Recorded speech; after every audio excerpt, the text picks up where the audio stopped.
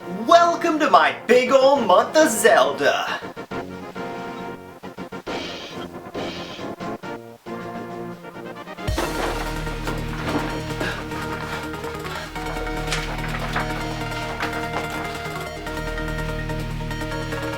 It's not Zelda month. How am I supposed to do Zelda videos if it's not Zelda month? What am I gonna do?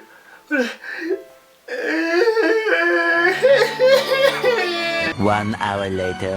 And then I was like, welcome to my big old month of Zelda. But it wasn't Zelda month. 2 hours later. It's me, I'm Luigi, and it's Zelda month. No, it's not, you stupid butt. I hate you all. 3 hours later. Can you move it along? I'm all out of time cards. Welcome back, and after 3 hours of crying, I finally realized that I don't need a Zelda month to make Zelda videos. So whenever I feel a good Zelda idea coming on, I'm just gonna go ahead and make the video, and no one can stop me. Other than that super evil bottle of ketchup.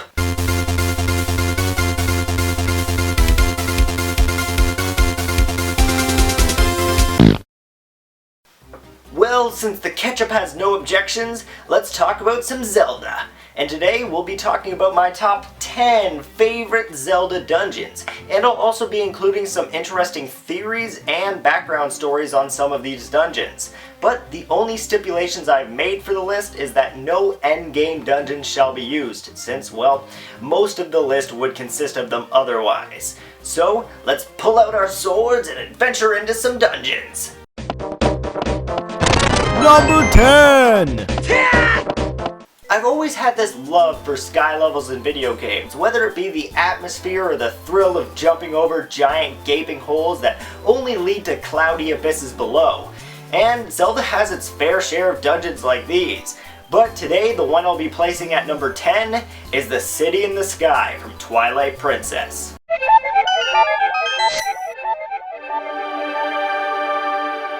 The City in the Sky is one of the largest dungeons in Twilight Princess, bringing on 8 floors total, with each of them all having great puzzles from hidden gems to claw-shotting to secret holes in the wall. But speaking of the claw shot, let's talk about that a little bit more. Up until this point in the game, you've only had one single claw shot to move yourself around with, but the City in the Sky is when you finally turn into Spider-Man and get yourself a second claw shot, allowing you to zip through rooms from one claw shot point to another. And that, my friends, has to be one of my favorite parts of this level. Claw-shotting from one side of a broken bridge to the other while floating over an endless abyss is just so exciting. Or even flying from plant to plant while in the sky and fighting the final boss of the dungeon. But those are really the only things that make me love this level. It's the claw shot and the atmosphere. But those two things really aren't enough to push it past the number 10 mark. But before we do move on, I have one question. How is it that the Uku with no hands were capable of building this huge floating city? Or is it possible that some other being lived here beforehand? We may never know. Number 9!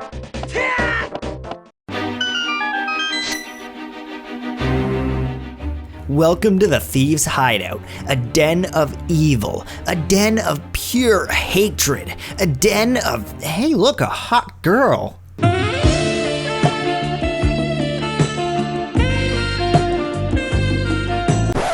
Seriously, Link, who lets a chick stuck in jail out of jail just because she's hot?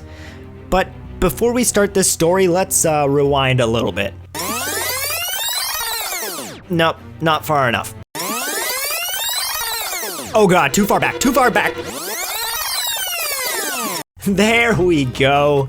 The Thieves' Den is most likely going to be the first dungeon you enter after entering Lorule, due to its ease of access in the middle of the town square, and it's near where you first awaken in Lorule. But before entering, you have to answer a few riddles that the guard asks you, and to learn these, you can look around the town and ask a few people who will help you out with these answers.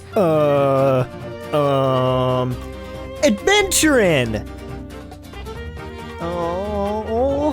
Screw it, I'ma just blow the door down.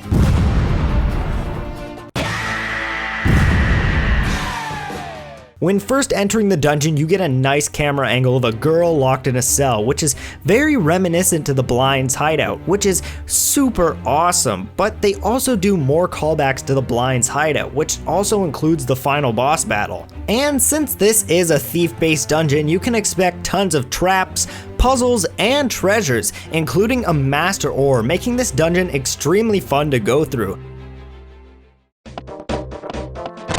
Number 8.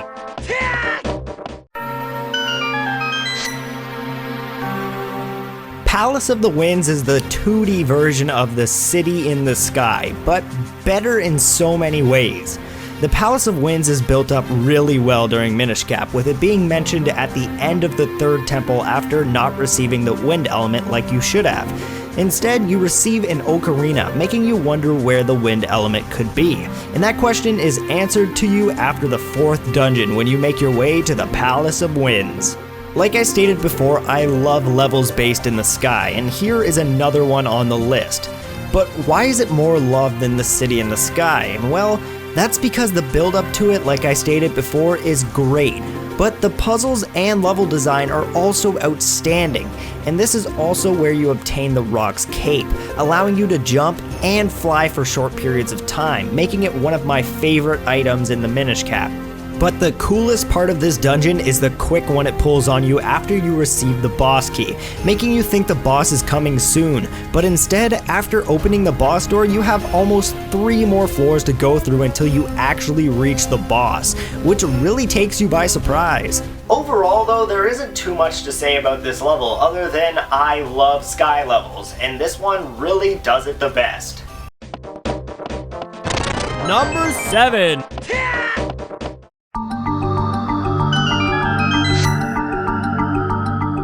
The Linnea mining facility is the 3rd dungeon in Skyward Sword, and also the only dungeon in the game to not have a mini-boss. But as weird as that sounds, this dungeon is still outstanding, with it being the first dungeon in Skyward Sword to bring something new to the board, and that thing actually being one of my favorite mechanics in any Zelda game to date, which is using time shift stones to travel from present to past. This dungeon also introduces 5 new enemies and the Gust Bellows, a recreation of the Gust Jar from Minish Cap, but instead of focusing on sucking in air, the Gust Bellows blows air out, clearing out dust and revealing secret areas, and being used to bring out the final boss of the dungeon. The end cutscene after completing the dungeon is also probably one of the best Zelda cutscenes to date, with explosions, excitement, and even a joke at the item collection stance used in every Zelda game so far, which I laugh at every time. Number 6. If there's anything that Zelda has taught me, it's to never trust anything at a first glance, or you may find yourself in somewhere kind of like this.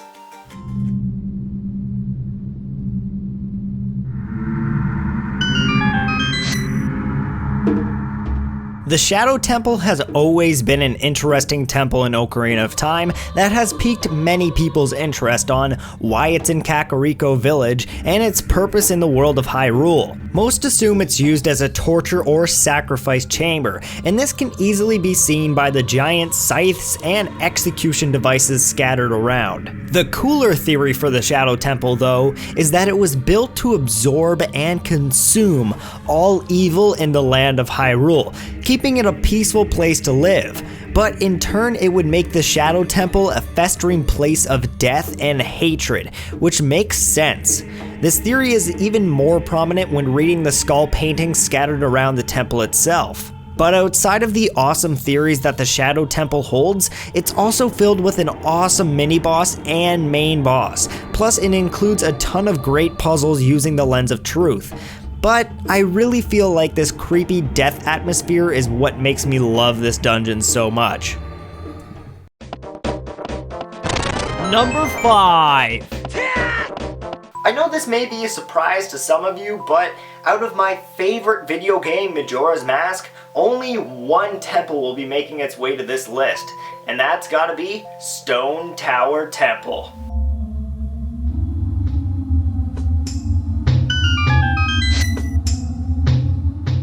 Stone Tower Temple is the final dungeon featured in Majora's Mask, which brings challenge and surprise to the player. And since this is the first temple where you are familiar with all of your masks, you'll be using all 3 of your transformations to solve many puzzles. Also, you recently learned the Elegy of Emptiness, so be ready for a lot of this.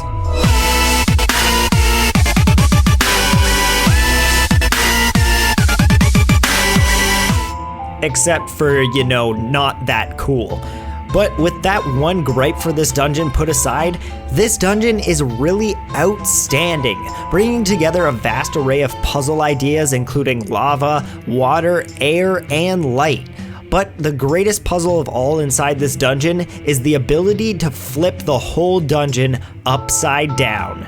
This flipping mechanic makes for some extremely challenging puzzles, where a chest that gave you a few rupees can now be a much needed hookshot point, or a room filled with water now being emptied into the sky, allowing you to explore a room in completely different ways. This level also consists of 3 mini-bosses and a final boss, making for some exciting entries in this dungeon, never mind the included giant's mask you get to beat up the final boss with. There are also a few speculations around Stone Tower, which talk about it being the home of the creators of Majora's Mask, since the inverted face in the tower looks oddly like Majora's Mask. The other speculation is around the idea of the tower, since it was originally being built as a way to climb to the heavens, but as the gods learned of the efforts being made, they inverted the tower, causing it to be built to, well, hell. The atmosphere for the dungeon is also outstanding, with all the beautiful structures and weird symbols all over the place. It's really great on the eyes, but we still have 4 more dungeons to go. Number 4.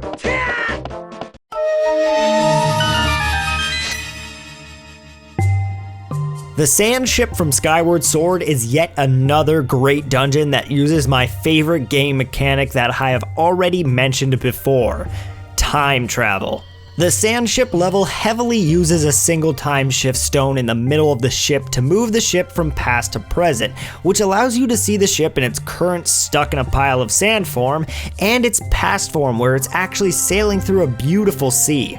The time shift stone is used heavily in this dungeon, making it so you have to find a way to hit it to escape a locked room, or even just hit it and switch from past to present to finish a tricky puzzle.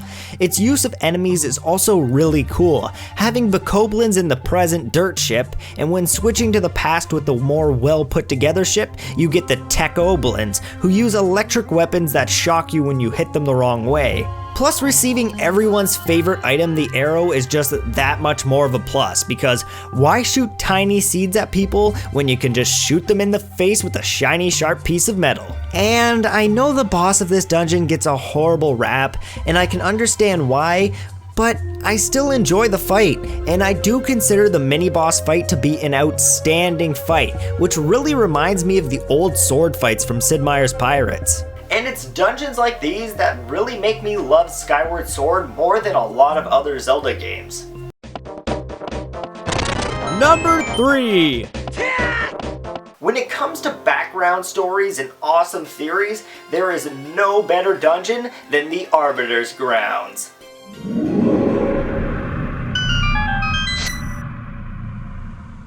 The Arbiter's Ground is filled with great backstory, which includes the failed execution of Ganondorf, causing him to be banished to the Twilight Realm instead.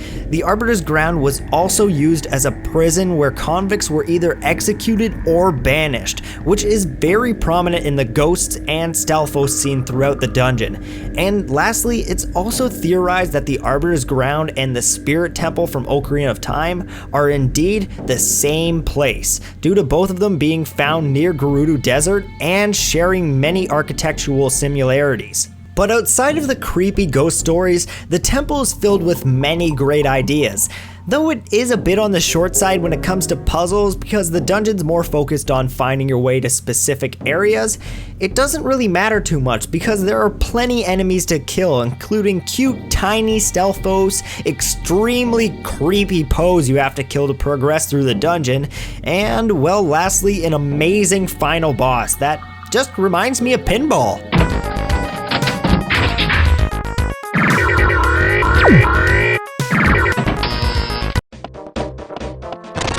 Number 2.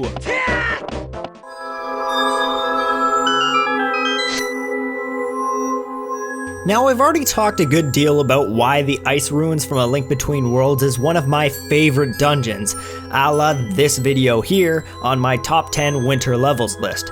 So if you click that, it will bring you directly to the part talking about this dungeon. But if you wish to hear my thoughts here briefly without having to click away, here's a top 10 within my top 10. Number 1, the boss key is the first thing you get in the dungeon, making you really excited to explore. Number 2, the fire rod is used a lot in this dungeon, and I like the fire rod. Number 3, you have to walk on super tiny paths, but the game designers weren't dicks and didn't make them slippery. Number 4, for an ice dungeon, not too much slippery places to make you want to stab yourself. Number 5, seeing the whole dungeon as you go down the elevator is an awesome idea. Number 6, it looks cool. Number 7, I like burning shit. Number 8, I'm running out of ideas. Number 9, it reminds me of Smash Master's Cold Dead Heart. I am Satan, Lord of Darkness. I think I just had a war flashback.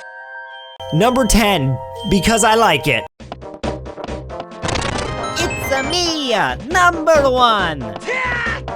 We have arrived at number 1, and it has been a long journey. And well, future Joe editing this right now probably hates his life.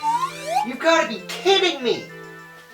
Oh, I hate my life. But it was all worth it for you guys, so now let's hop right into my number 1 pick.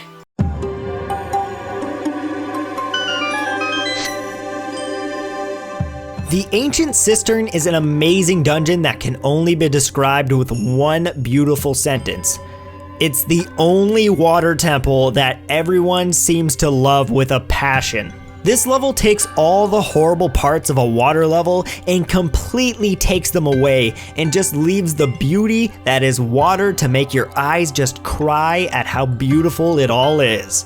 The gold surrounded with beautiful fresh waterfalls and lily pads makes for an exciting adventure, but this temple isn't all beautiful. No, it has its opposites too. Down below you will find a deadly dungeon filled with zombie-like bokoblins and poisoned water, and you may be wondering what a horrible place like this could be doing in such a beautiful temple. Well, it's really an easy answer. The Ancient Cistern is actually based off of an old Japanese story known as the Spider Thread, where a criminal attempts to escape into a paradise by climbing a small spider thread, which just adds another majestic layer to this temple. All of this plus amazing puzzles, a pretty cool item, and one of the best and definitely most fun to fight bosses in the history of Zelda makes this my number 1 pick out of any dungeon in the Zelda franchise. I'd just like to thank all of you watching right now for, well, watching all the way through. I know it must have been a long trek since this is one of the longest videos I've made in, well, a long time. So I'd like to thank you one last time, and well, if you have any ideas, any at all, I mean like anything, for what you want to see me do in the future, post it in the comments below because I would always love to hear your ideas and thoughts. Thank you again. Have a good night.